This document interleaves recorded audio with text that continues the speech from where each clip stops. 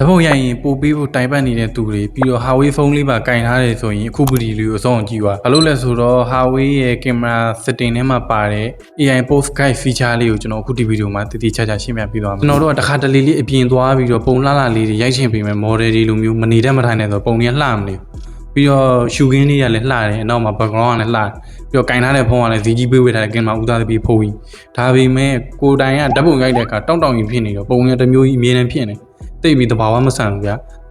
မကြိုက်ဘူးပုံကြီးကြည့်လိုက်တာနဲ့အဲ့ဒီကိစ္စတွေကိုဖြည့်ရှင်းဖို့အတွက် Huawei မှာက camera setting ထဲမှာ feature လေးတစ်ခုထည့်လိုက်တာ AI post guide လေးဒီ function လေးကဘယ်တော့တောင်သုံးဝင်လဲဆိုရင်ကိုဗင်းနာမှာ professional cameraman တယောက်လာပြီးတော့ဒီလိုနေဟဲ့ဒီလိုတော့ဟဲ့ပို့ဒီလိုပေးဟဲ့ဆိုပြီးတော့ပြောနေတယ်လို့မျိုးပဲတော်တော်အသုံးဝင်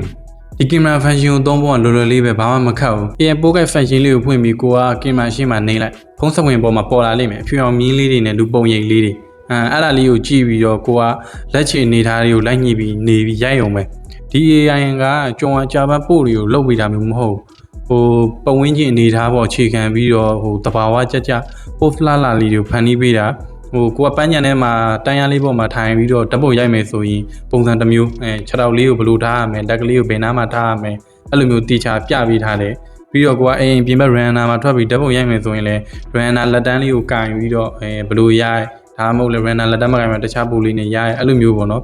ကိုကြိုက်တဲ့ post လေးတွေကိုပါအောက်ကရွေးချယ်ပြီးရိုက်လို့ရသေးတယ်မျိုးသားတွေတွက်လာမျိုးသမီးတွေတွက်လာပါဆိုတော့ तू ကတီးတန့်ရွေးပြီးလို့ရတယ်ယောက်ျားလေးတွေတွက်ဆိုရင်ခန့်ခန့်ညာညာနဲ့ပုံလေးတွေပါရအောင်လို့ तू ကဖန်တီးပေးနိုင်တယ်ဒီ AI function လေးပါရတော့ကိုရဲ့ဓာတ်ပုံရိုက်တဲ့ level skill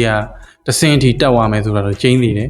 နီးပညာဆိုတာအမှန်ကတော့အခုလိုမျိုးပဲကိုယ့်ရဲ့လူနေထိုင်မှုဘဝစနစ်မှာပို့ပြီးတော့လွယ်ကူချောမွေ့အောင်ဖန်တီးပေးနိုင်မှာဒါနီးပညာလို့ခေါ်လို့ရတယ်ဒီ AI post guide function လေးကပြောမယ်ဆိုမှန်တကယ်အသုံးဝင်တယ်ဘာလို့ line ပေါ်မှာဒီအကြောင်းအရာကိုတခြားပြောပြပြီးရှင်းပြထားတဲ့ဗီဒီယိုတွေကိုမတွေ့ရတာလည်းတော့မသိဘူးလက်ရှိ Huawei phone သုံးနေတဲ့ဒီ function လေးကိုပဲစမ်းသုံးကြည့်နေရဆိုတဲ့လူတွေကကျွန်တော်ရဲ့ comment အောက်မှာအဆင်ပြေလားမပြေလားဘယ်လိုနေလဲဆိုတာလာပြီးတော့မှတ်ပေးခဲ့ကြပါပြီးတော့ channel လေးကိုပဲ subscribe လုပ်ဖို့မမေ့ပါကျေးဇူးတင်ပါတယ်